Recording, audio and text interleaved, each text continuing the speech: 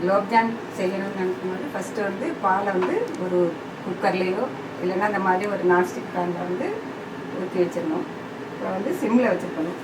சிம்மில் வச்சுருந்து மெல்ல மெல்ல கொதிச்சு அது வற்றணும். அது வந்து நடுவில் வந்து நம்ம கிண்டி விட்டுட்டு வேலை பார்த்துட்டு இருக்கும்போது கிண்டி விட்டுட்டு பக்கத்துலேயே இருக்கணும்னு அவசியம் கிடையாது. 1 hour ஆகும். ஸோ 1 hour கழித்து அது வந்து ஒரு கோவாவாக வரும். அது வரைக்கும் நம்ம வந்து அப்பப்போ கிண்டி விட்டுட்டு இருந்தால் போதும். இப்போ இந்த பால் கொதித்து வரும்போது அப்போ பார்த்திங்கன்னா நடுவில் இந்த மாதிரி ஆடை விடும். பால் ஆடை விழுந்ததுன்னா அதை வந்து ஒரு கிண்ணத்தில் எடுத்து வச்சுக்கோங்க. எப்படியும் 3 தடவை இந்த மாதிரி ஆடை விடும். ஆடை எடுத்து வைக்கலைன்னா அது வந்து ஒட்டிக்கிட்டே வரும். இது வந்து எடுத்து வச்சுட்டு திருப்பி சிம்மில் வச்சு வற்ற வச்சிங்கன்னா சரியாக இருக்கும். அதுபோல் சைடில் ஒட்டிகிட்டு இருக்கிறதெல்லாம் எடுத்துக்கிட்டே வந்தீங்கன்னா கடைசியில் கொஞ்சம் ஈஸியாக இருக்கும். இல்லைன்னா இன்னும் ஒரு அரை மணி நேரம் ஆகும் இது வற்றுறது. பால் வந்து நல்லா வற்றி இந்த கலர் மாதிரி திக்காக வந்ததுக்கப்புறம் நம்ம வந்து 4 தடவை அந்த ஏடு எடுத்து வச்சுருக்கு அதையும் அதில் போட்டு நல்லா ஸ்மாஷ் பண்ணணும்.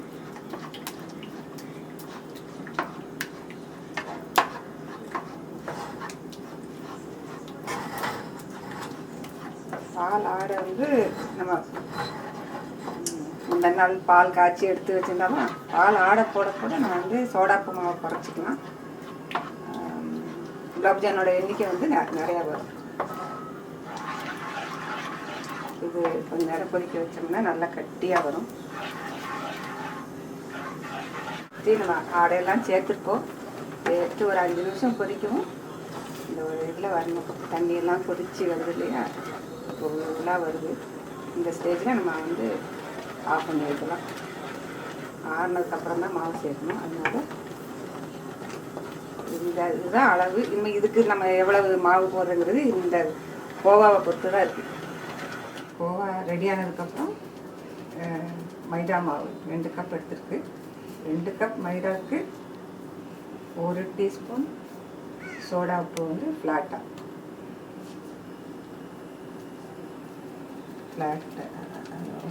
ஒரு டீஸ்பூன் இது கூட சேர்த்து மாவை வந்து சளிச்சு எடுத்துக்கணும்.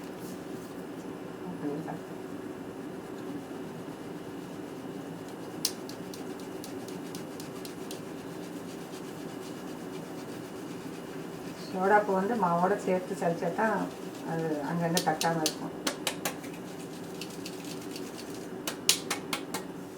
இந்த கோவா வந்து இது இவ்வளோ வந்துருக்கு. எல்லாம் ஸ்மாஷ் பண்ணி வச்சுட்டு டேபிள் ஸ்பூன் அளவுக்கு நெய் சேர்த்துட்டு கொஞ்சம் சீனி 2 ஸ்பூன் சீனி போட்டுக்கணும்.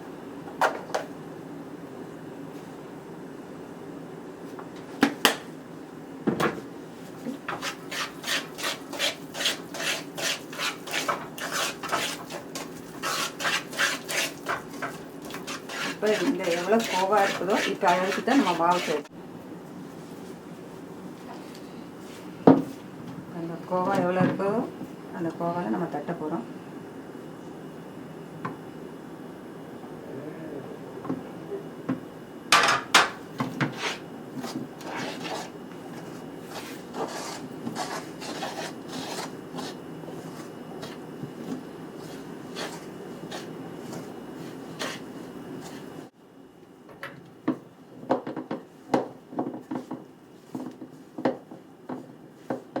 ரொம்ப அழுத்தி பிசையக்கூடாது. அந்த மாவு அந்த கோவாக்கு எவ்வளோ மாவு வருதுங்கிறது தான் கரெக்ட்.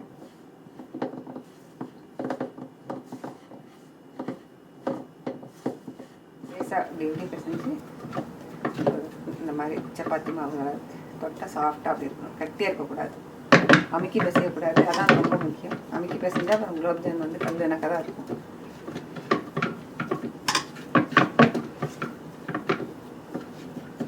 பிசைஞ்சு வச்சுட்டு அடுத்து நம்ம சுகர் சிரப் பண்ணணும்.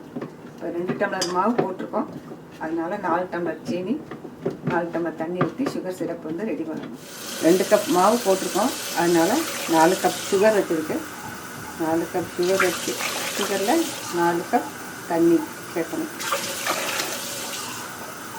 4 கப் தண்ணி சேர்த்து ஜஸ்ட்டு நல்லா பாயில் பண்ணி அந்த கொதி வரணும், அவ்வளோதான். ரொம்ப நேரம் கொதிக்கணும், சிறப்பாகணும் அப்படிங்கிற அவசியம் கிடையாது. கொஞ்சமாக ஏலக்காய் பண்ணலாம். ரோஸ் எசன்ஸ் பிடிக்கிறவங்க ரோஸ் எசன்ஸ் போடணும். 4 டம்ளர் சுகர் சீனிக்கு 4 டம்ளர் தண்ணி ஊற்றி தளன்னு கொதிக்கணும், அவ்வளோதான். இதுதான் அதுக்கு மேலே சிறப்பு வரணும்னு அவசியம் இல்லை, ஆஃப் பண்ணிடலாம். அப்புறம் மாவு வந்து கொஞ்சம் உருண்டையாகவும் திரட்டி வச்சுக்கலாம், கொஞ்சம் நீளமாகவும் திரட்டி வச்சுக்கலாம்.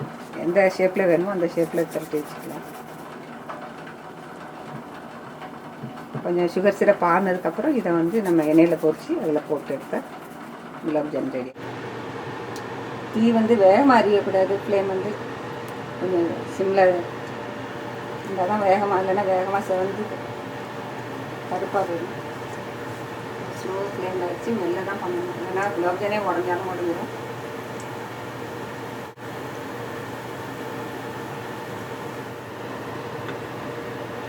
இந்த கலர் வந்துருச்சு, வெள்ளையிலேருந்து அந்த வந்துருச்சு.